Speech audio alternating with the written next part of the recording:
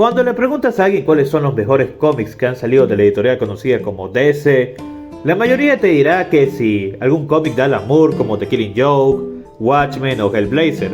Otros por su lado señalarán alguna obra popular de Grant Morrison como All-Star Superman. Y en el caso de Batman, Año 1 y Dark Knight Returns son también reconocidas no solo como excelentes cómics que marcaron un antes y un después, sino de lo mejor del Caballero de la Noche. Y si te gusta lo sobrenatural o existencial, Sandman posiblemente se te vendrá a la mente. Todas estas son muy buenas historias que están en su mayoría dentro del universo DC, o al menos toman bastante inspiración de los personajes que la editorial posee, aunque originalmente no sean de ahí, como es el caso con Watchmen. El universo DC es bastante rico en temas y puedes encontrar básicamente de todo, pero hoy les vengo a hablar de una historia que al menos por mi parte considero la que mejor explora lo que es DC en general, no tanto por el lore que usa o su construcción de mundo.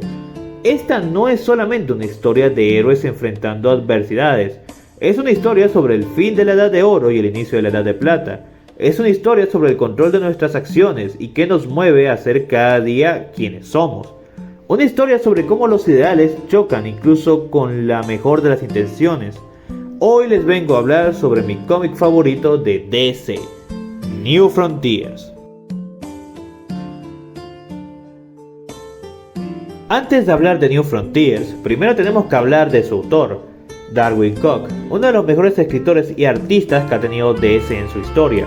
En un inicio empezó como un animador en Warner gracias a su pitch de 14 páginas titulado Batman Ego, que luego también se volvería una novela gráfica bajo el mismo nombre. Luego de eso lograría trabajar en algunos episodios de las nuevas aventuras de Batman y Superman, la serie animada.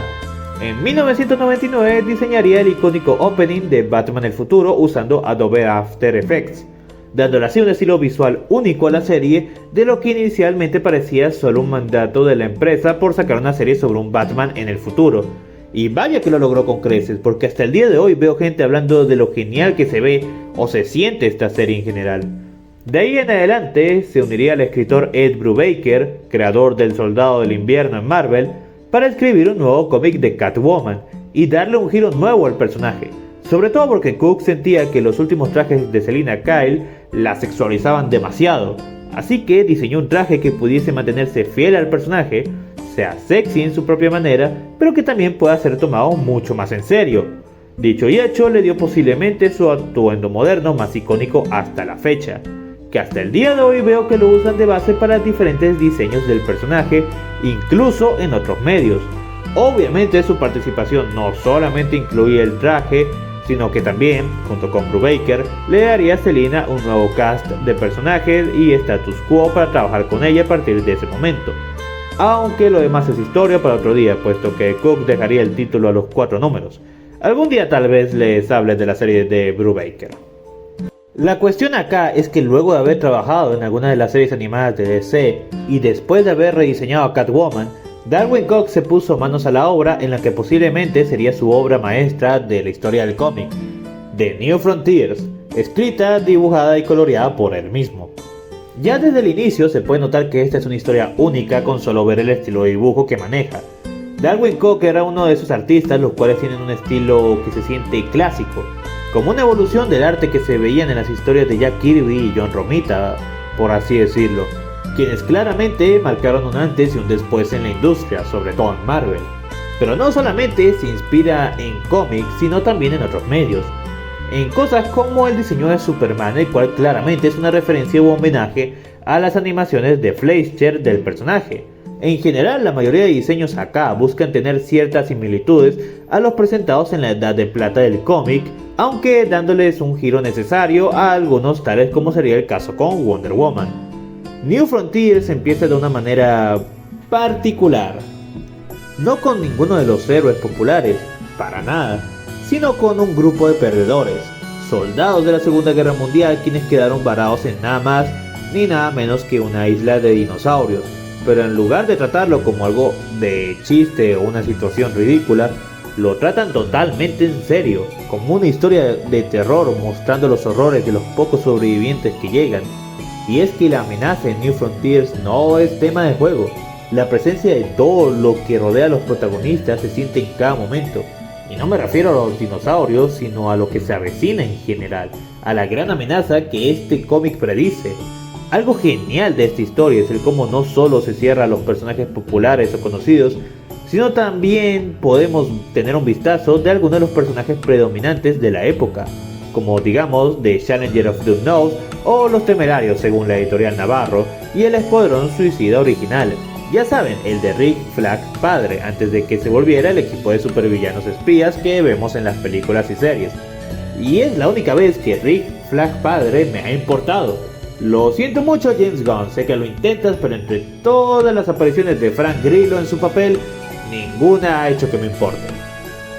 Fuera de esto, los protagonistas son indudablemente Green Lantern, Detective Marciano y Flash. Superman, Wonder Woman y Batman también tienen una gran participación, pero al final el foco termina siendo estos tres, lo cual se me hace grandioso, no solo porque considero que la trinidad de DC ya tiene suficientes historias donde ellos son protagonistas, sino que es más interesante para mí ver una nueva perspectiva con estos personajes que combina perfectamente con los temas de la historia. Hal Jordan es un piloto de la guerra de Corea, el cual luego de una experiencia traumática que lo marcó en la guerra, sufre de dudas por ser considerado un cobarde, por mantenerse fiel a sus convicciones. Flash, por otro lado, es alguien que intenta seguir ayudando siendo tan altruista como siempre en una situación donde básicamente las autoridades están 100% en su contra.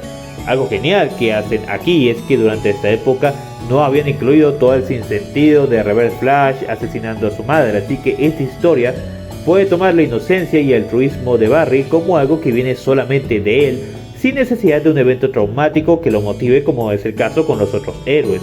En contraste con ellos, y por último, el detective marciano. Me encanta el detective marciano acá, un alien que llega por accidente a la Tierra, que intenta asimilarse lo más que puede, entender nuestra cultura, costumbres, pero dándose cuenta que al final del día la humanidad está mucho más dividida de lo que nos gustaría admitir. Como dije al inicio, la historia toma de referencia la edad de oro y de plata del cómic, pero esto no solamente lo hace en estética o ambientación, sino en temática. Verán, a finales de la edad de oro ocurrieron ciertos eventos que cambiaron por completo la industria. El primero de estos es que la mayoría de los héroes de DC que se publicaban serían cancelados, siendo las pocas excepciones Batman, Superman y Wonder Woman. Es por eso que a diferencia de Flash o Green Lantern, la conocida como Trinidad de DC no fue rediseñada a grandes rasgos. Tuvieron sus cambios por supuesto, pero lograron mantenerse en publicación de forma continua. Esto por supuesto es relevante en el cómic, ya que al inicio de New Frontiers podemos ver cómo la Justice Society of America, el primer equipo de superhéroes de la historia, es retirado. Y lo que vemos ahora, aparte de la Trinidad, son los nuevos personajes que surgieron, ya sea reimaginando a los originales o creando nuevos en su totalidad. Pero esto no es del todo el por qué la historia es como es, sino solamente la punta del iceberg.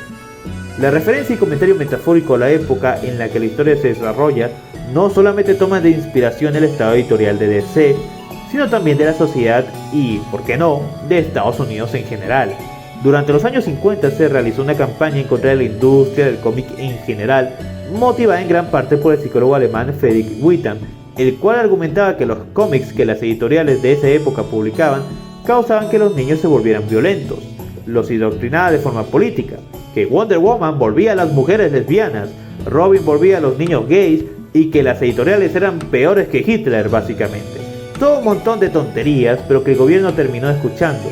Por lo tanto implementaron lo que se conoce como el Comics Code para que regularan básicamente los cómics, sanitizándolos de cualquier forma para que sea adecuada para las pobres mentes infantiles, entre comillas. Y por supuesto, no mostrar de ninguna forma a las autoridades siendo retratadas de una mala manera. Esto se ve bastante reflejado en el cómo Superman se termina volviendo un perro del gobierno y Wonder Woman es prohibida de básicamente dar cualquier discurso en pro de la mujer o cualquier mensaje en general, usada únicamente solo como un token pero sin nada más allá de eso, para pararse bonito y listo. Al mismo tiempo hacen un comentario respecto al estado de la sociedad en ese tiempo en Estados Unidos, cómo la JSA se tuvo que retirar al ser básicamente acusados de comunistas, cómo la gente afroamericana era tratada pese a ser personas comunes que vivían en paz, pero viéndose sometidas a los constantes ataques de grupos de odio como el KKK. Se ve como la gente prefiere pelear entre sí antes de luchar juntos por el bien común, Una era donde el sueño americano había muerto. Incluso las personas que luchan, que se oponen a que lo sigan pisoteando, a las injusticias y demás, terminan siendo superadas porque nadie está dispuesto a hacer algo. Con todo lo que estoy diciendo puede sonar como que New Frontiers es una historia pesimista, oscura o similar a Watchmen, donde intentan tomar todas estas problemáticas hasta lo que sería su última consecuencia. Y en parte la historia sí toma muchos toques de realidad y no se guarda nada, es más directa de lo que uno pensaría, pero no es una historia pesimista para nada, sino más bien todo lo contrario. Toda esta crítica, todo este metacomentario, toda esta visión que tiene el cómic sobre la política y lo que sería el cambio de épocas es para dar un mensaje final, y es que la única forma en la que podemos avanzar, como sociedad o individuos, es si todos nosotros trabajamos juntos hacia la nueva frontera.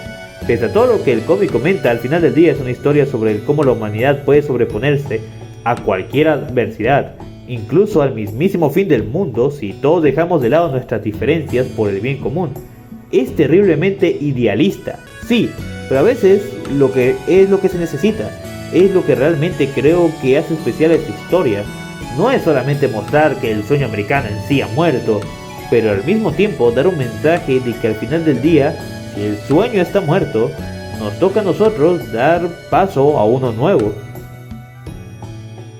Me encanta New Frontiers, es una carta de amor a la edad de plata del cómic, un comentario social y político bastante bueno y con sus distintas capas, un arte y secuencia fantástica llena de dinamismo y movimiento, un final precioso y emotivo, una de las mejores historias de DC sin lugar a dudas. Pero antes de concluir, creo que tengo que hablar de la película animada. No es una mala película para nada, de hecho Darwyn Cooke participó en ella y dijo que estaba contento. Sin embargo, es una película que recorta bastante el contenido del cómic por las limitaciones del tiempo que tienen estas películas animadas en general. Así que háganse un enorme favor y lean el cómic. Está disponible en formato DC Compact, que son las ediciones más baratas de DC de sus historias, a un precio de por lo menos 10 o 15 dólares. Créanme que vale totalmente la pena. Desgraciadamente Darwyn Cooke falleció en el año 2016, pero espero que con este video, aunque sea, pueda honrar parte del gran legado que dejó en la industria.